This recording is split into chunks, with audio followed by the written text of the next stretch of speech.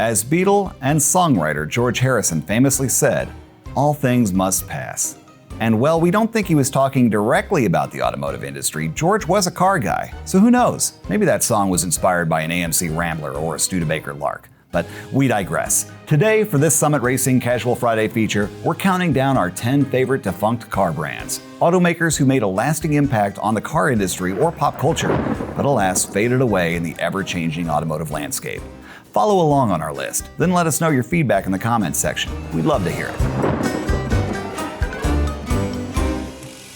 Kaiser Motors was born out of Henry Kaiser's expertise at mass production, specifically the famed Liberty ships that at the peak of World War II could be produced in just a few days. Kaiser's plan was to start cranking out new car models immediately after World War II while the Big Three were still retooling from the war effort. And for a while, it worked.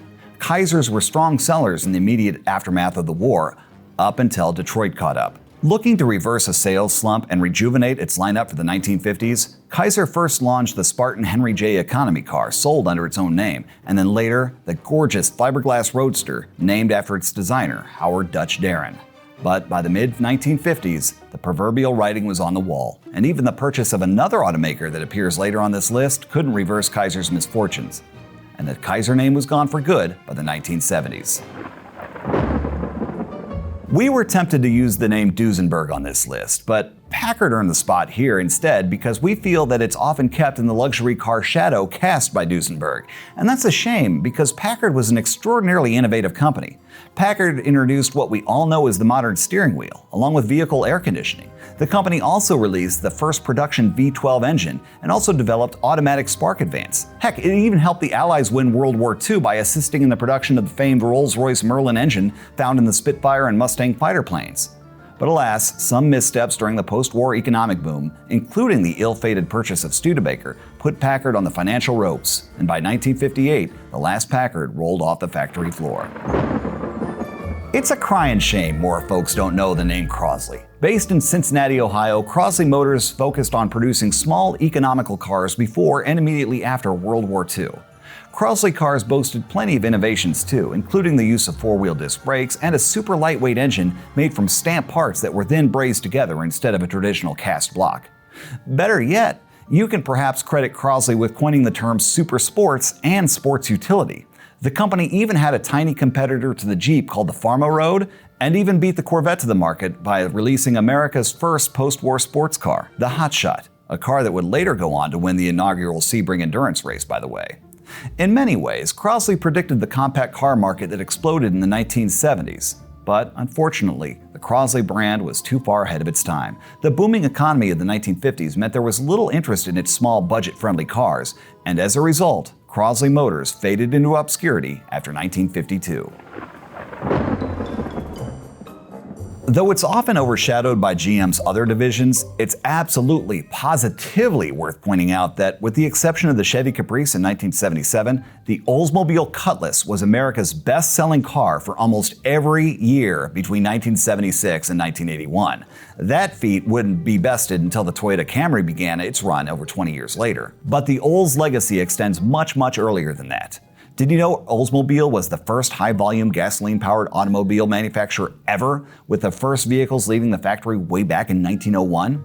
From there, Oldsmobile became a powerful automaker and ushered in several other firsts, including the first use of a speedometer, the first automatic choke, the first production turbocharged car, and the Hydromatic, also known as the first fully automatic production transmission. Sadly, GM corporate brand shuffling and product parity led to the overall demise of the Oldsmobile brand in 2004. We've already mentioned Studebaker in the context of its sale to Packard in the 1950s, but we felt it warrants its own place on this list, simply due to its own lengthy history and enduring legacy. Based in South Bend, Indiana, Studebaker began cranking out gasoline-powered cars back in 1904. After helping out with the war effort, namely with the Weasel amphibious transport, Studebaker jumped into the post-war era with help from famed industrial designers Virgil Exner and Raymond Loewy. Their striking designs helped propel the company for a while, but as it had with other automakers on this list, pressure from the Big Three stressed Studebaker's resources, forcing the company to sell its assets to Packard. The company legacy is far-reaching though. From its famed Avante Coupe to its supercharged R-Series V8s, Studebaker had a massive impact on the American automobile landscape. The Mercury story is an interesting one. Essentially slotting in between the more austere Ford and luxury Lincoln brands, Mercury sought to offer upscale refinement with a modest price tag. Did it? Yeah, at the start of the 1930s and into the 1940s, there was a clearer distinction between the divisions within Ford. But when the Blue Oval merged Lincoln and Mercury in 1945, the lines began to blur a bit. The newly minted Lincoln Mercury continued to evolve throughout the 1960s and 70s, but as Mercury's sales began to slide in the 1980s, the business case for a third brand was getting weaker. Sadly, Mercury was shut down for good after 2011. But Mercury did give us plenty of interesting models, from the fearsome Cougar Eliminator to the NASCAR-bred Cyclone Spoiler 2. And of course, there are always the 5-liter powered Cougars of the late 1980s and 90s, and the sinister Panther-era Marauder. We've mentioned World War II a few times already, but perhaps no company had such a visible impact on the war effort than Willys. To be fair, the Jeep design was originally developed by Bantam and refined by Ford, but it was Willys who grew the Jeep name in the post-war era.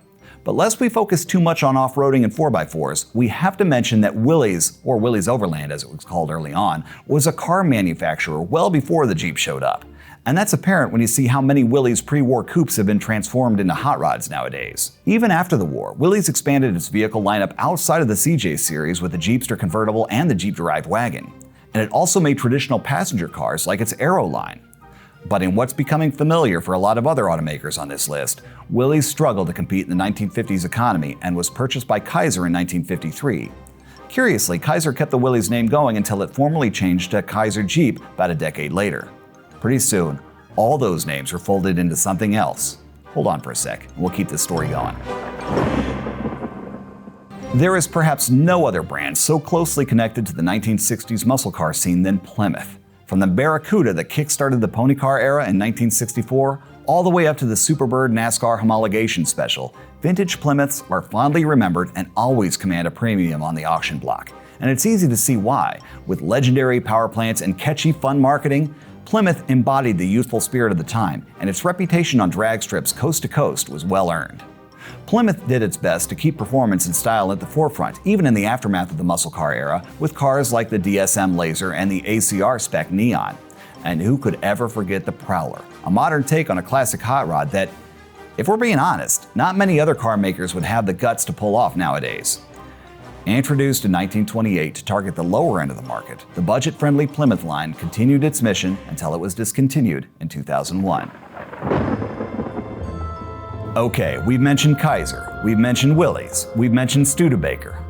All of those companies have ties to American Motors in some form or another, though the Studebaker link is mostly through the defense contract side, but that's a story for a different video. In a nutshell, AMC was put together with the hopes that the combined power of various smaller car companies could better match blows against the industry Goliaths in Detroit. And it did, for a while at least. Sadly, even innovative models like the Pacer, the Eagle, and the XJ Cherokee couldn't turn the company around, and the AMC brand was bought by Chrysler and shuttered entirely by the late 1980s. Despite its demise, AMC did offer gearheads plenty of fun. Cars like the SC Rambler and the Rebel Machine helped it keep pace in the muscle car golden era, while its track-prepped AMXs claimed a pair of Trans Am championships. And AMC injected new life into the Jeep brand with packages like the Golden Eagle and Renegade, and its trusty inline 6 would lay the groundwork for the mighty 4-liter that propelled TJ Wranglers well into the 21st century. It's fair to say that the gearhead world stopped spinning for a moment when GM announced it was discontinuing the Pontiac brand in 2008. It was almost unfathomable that the company that pretty much launched the muscle car era with the 1964 GTO was on the chopping block. The brand that brought us the Grand Prix, the Firebird, the Trans Am, the Fiero, the Bonneville, so many iconic cars, was going away. To make matters worse, Pontiac was just getting its performance groove back, starting with the resurrected GTO courtesy of the Holden Monaro and the Commodore-derived G8 sedan. V8 power, rear-wheel drive, manual transmissions. These cars heralded a performance renaissance at Pontiac. Heck, Pontiac even had a ragtop sports car in the Solstice. But it was simply not meant to be. Yeah, we're still stinging from this one. GM, if you're listening, we think Pontiac deserves a second chance. So, agree with our top 10 list here? Did we forget about one of your favorites? Let us know what automaker we overlooked and why. We always enjoy reading the feedback. And in the meantime, be sure to like and subscribe so you don't miss our next Casual Fridays feature on the Summit Racing YouTube channel.